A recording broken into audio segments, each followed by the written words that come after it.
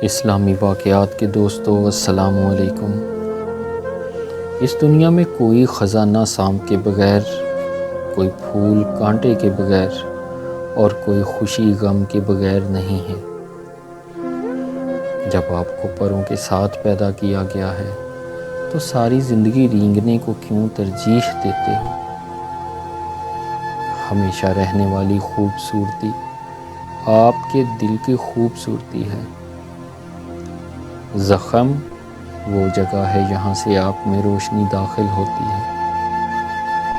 ہر شخص کو کسی خاص کام کے لیے پیدا کیا گیا ہے اور اس کام کی خواہش ہر ایک کے دل میں ڈال دی گئی ہے۔ اپنے آپ کو اکیلا مت سمجھو، کل کائنات آپ کے اندر ہے۔ محبت تمہارے اور دنیا کی ہر شے کے درمیان ایک پل ہے۔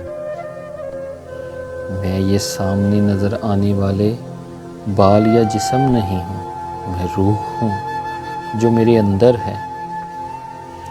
تمہارے دل کا سائز سمندر جتنا ہے، اپنے آپ کو اس کی چھپی ہوئی گہرائیوں میں تلاش کرو۔